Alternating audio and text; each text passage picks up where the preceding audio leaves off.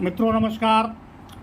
मैं प्रवीण सिन्हा। दिन शुक्रवार दोनों लोग एक दूसरे के सामने रूबरू हो रहे हैं। आप सभी लोगों का दिव्यांगम चैनल पर बहुत बहुत आभार, आने का बहुत बहुत शुक्रिया।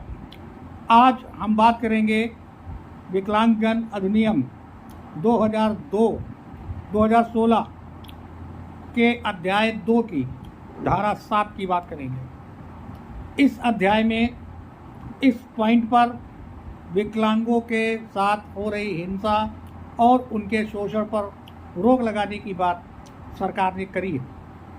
बेशक एक अच्छी पहल है और इस पहल का स्वागत होना चाहिए, मगर क्या ये बात स्पष्ट हो पाएगी?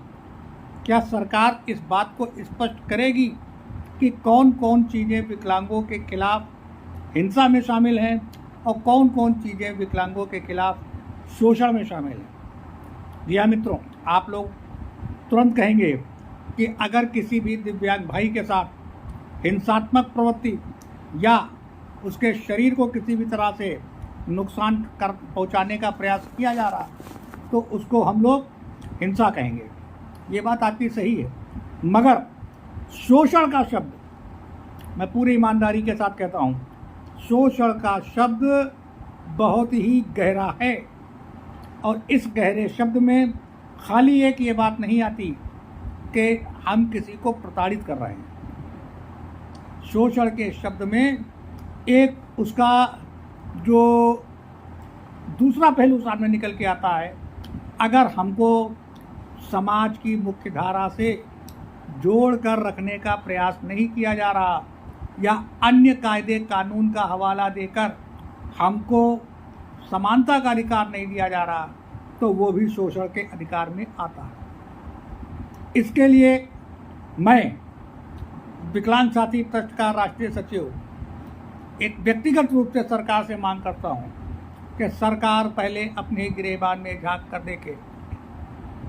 सरकार अपनी राज्य सरकारों को इस बात के लिए पहले बहुत तेज़ी से टाइट करे कि ये शोषण का जो दूसरा पहलू मैंने अभी बताया, जिसमें आप दिव्यांग को एक अच्छी शिक्षा देने से रोक रहे हैं, ना चाहते हुए भी रोक रहे हैं, और अगर आप दिव्यांग को समाज में बराबरी का दर्जा देने से ना चाहते हुए भी रोक रहे हैं, अपने पास बैठालने के लिए ना चाहते हुए भी रोक रहे हैं, दिव्यांग को अपनी बात कहने से ना चाहते हुए भी रोक रहे हैं, तो ये दिव्यांग के साथ शोषण की बात है। और जब तक ये शोषण जारी रहेगा, विकलांग का दिव्यांग बनना किसी भी तरह की सार्थकता को प्रमाणित नहीं करता। अब आप कहेंगे बराबरी का दर्जा, भाई किसी भी सार्वजनिक स्थान पर अगर दिव्यांग को ये कह के रोका जाए जाने से कि वहाँ मत जाना, भीड़ बहुत है, अपने आप को संभाल नहीं पाओगे, तो ये भी एक गलत बात है मेरी नज़र में। अगर किसी सार्वजनिक स्थान पे, बाज़ार में, मॉल में या दूसरे मंजिल की दुकानों पे अगर दिव्यांग के जाने की व्यवस्था नहीं की गई, बैंकों में जो अधिकतर दूसरी मंजिल पर हैं दिव्यांगों के जाने की व्यवस्था नहीं की गई, तो ये भी विकलांगों का एक तरह से शोषण है। उनको दिव्यांग कहना उचित नहीं। आइए तीसरी बात पर गौर करते हैं। क्या शिक्षा की बहुत ज़्यादा विकलांगों के लिए कोई व्यवस्था की गई? जैसे राज्य सरकारों ने, मैं अपने यहाँ उत्तर प्रदेश की बात पहले कर लूँ, तो उत्तर प्रदेश में एक शकुंतला यूनिवर्सिटी करके लखनऊ में खुली है। अच्छी यूनिवर्सिटी है, उसमें अच्छी शिक्षा की व्यवस्था है, रहने खाने की अच्छी व्यवस्था है। वहाँ पर तो अगर किसी को कृत्रिम अंग और उपकरण चाहिए, वो भी वहीं पर एक फैकल्टी में मिल रहे हैं। इसमें सरकार का दोष नहीं है, ये सरकार की एक अच्छी पहल है। किसी भी सरकार ने किया हो, सपा, बसपा, कांग्रेस, मैं उस पर जाने की बात नहीं कर रहा, मगर ये कितनी सार्थक है? क्या कोई 200 किलोमीटर दूर, 250 किलोमीटर दूर ऐसा विकलांग बच्चा जा पाएगा? हर बच्चा वहाँ नहीं जा पाएगा ना। इसलिए इन यूनिवर्सिटी के छोटे रूप को आपको जिला स्तर पर भी लागू करना चाहिए। अगर आप नहीं कर रहे हैं तो ये सरकार की एक फेलियर है और ये सरकार का एक हिडन शोषण का कार्यक्रम मेरी नज़रों में है। जरा सोचिए, हमारे इस दिव्यांग समाज से कितने बड़े बड़े अधिकारी, आईएएस अधिकारी, क्लास 1 अधिकारी, गजटेड ऑफिसर एक से एक होकर के निकले हैं, मगर हमको आज किसी भी प्राइवेट स्कूल में, किसी भी कॉन्वेंट स्कूल में सरकार हमारे लिए रिजर्वेशन नहीं कर पाई। कैसे करेगी? क्योंकि वहाँ से एक मोटी रकम की व्यवस्था बन गई।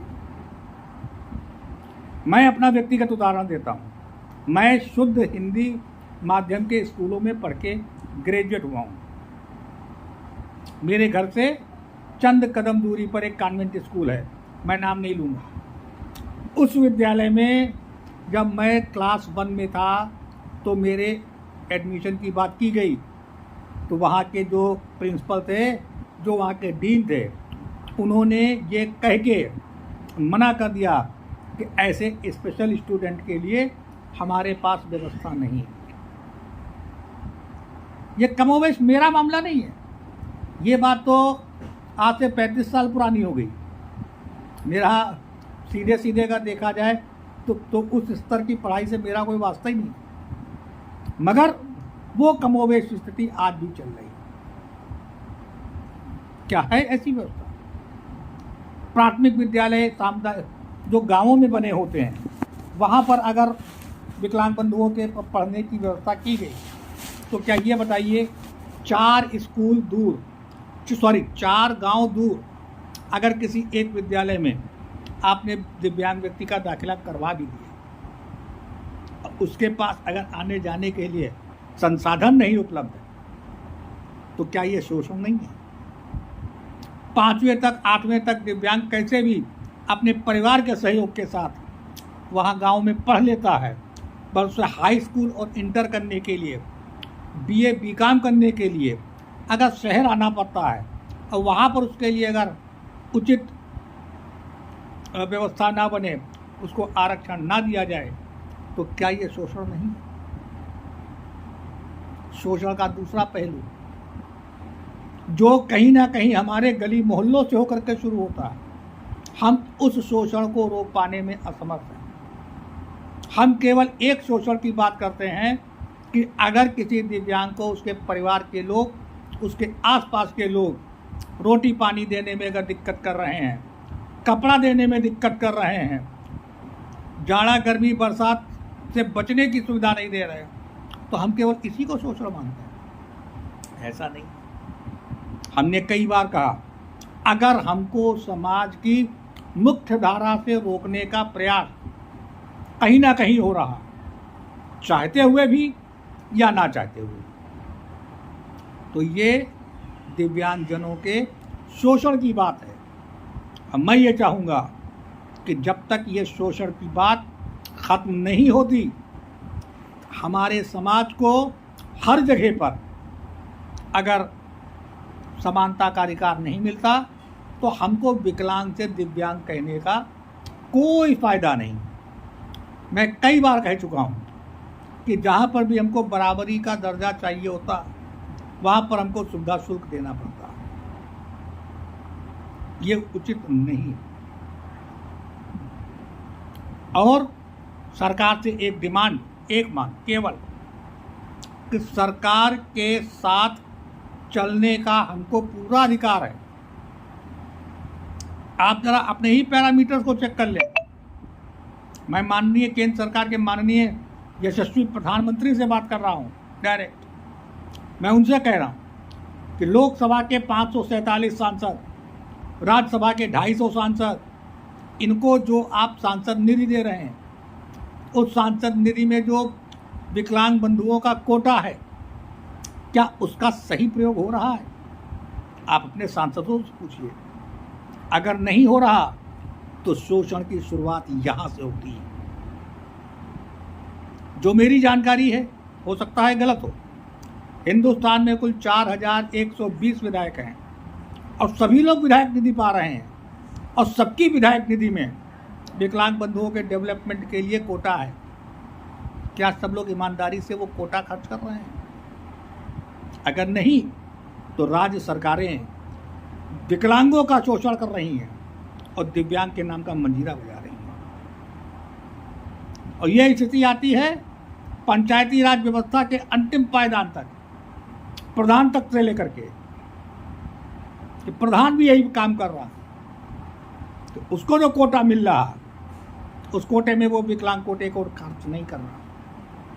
इन पैसों से सांसद, विधायक, प्रधान अपनी अपनी जेबें भर रहे हैं, अपने अपने को समाज सेवी कह के 2-2, 4-4 महाविद्यालय खोल रहे, बड़ी बड़ी फैक्ट्रियां लगा रहे हैं। और हमारे बीच में एक बहुत ही यशस्वी मंत्री रहे, उनके तो न जाने कितने पेट्रोल पंप खुले केवल इसी धनराशि के आधार पर।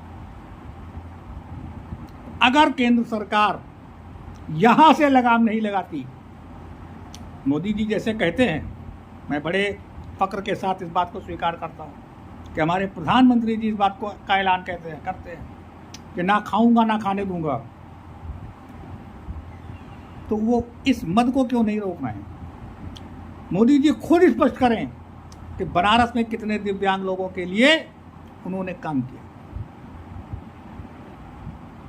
आइए अगले एपिसोड तक इंतजार करते हैं कि सरकार शायद कुछ स्पष्टीकरण दे।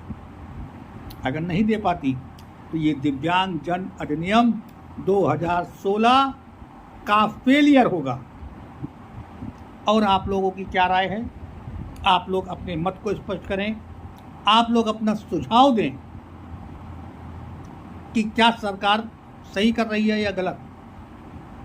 जाने से पहले आप सभी लोगों को एक बार बहुत बहुत बधाई, बहुत बहुत शुक्रिया अदा करना चाहूँगा कि हमारे दिव्यांगम चैनल के जन्मदिन स्पेशल का जो प्रोग्राम आप लोगों ने देखा, उस पर 500 से ज़्यादा व्यूज़ और लगभग 71 घंटे से ज़्यादा का वॉच टाइम अब तक हम दे चुके हैं। ये आप सब लोगों का प्यार और मोहब्बत है। मैं चाहूँगा केवल प्रवीण कुमार के वीडियो को नहीं, हमारे जितने भी मोटिवेटर्स, जितने भी स्टोरी के स्पेशलिस्ट लोग आकर के अपने विचार रखते हैं, इन सब लोगों के वीडियोस आप दिल से देखें, आँखों से कम देख के दिल से देखें और उसको लाइक करें, उस पर कमेंट्स करें और साथ ही साथ एक सुझाव ज़रूर दें कि कहाँ पे हम गलत हैं, हम में कौन कौन से सुधार होने चाहिए। जैसे भी कुछ दिन पहले एक प्रवीण सिन्हा के ही समालोचक बहुत जल्द मिल गए थे, उन्होंने हमको कई ठोस टिप्स दिए। मैं प्रयास करूँगा कि उन टिप्स को मैं फॉलो करूँ। आप सभी लोगों से जाने से पहले एक दुआ, एक गुजारिश आप लोगों के साथ कि आप आज के वीडियो को अधिक से अधिक लोगों के बीच में शेयर करें ताकि अधिक से अधिक लोग 2016 के अधिनियम की फेलियर्स को जानें और समझें। फिर मिलेंगे अगले एपिसोड में एक नए वीडियो के साथ, एक नए 2016 के नए अधिनियम के, जो ये 2016 का विकलांगजन अधिनियम है, इसकी किसी एक नई धारा के साथ। वहाँ पर देखेंगे कि सरकार की कहाँ पर चूक है और कहाँ पर सरकार पास हो रही है। तब तक के लिए धन्यवाद।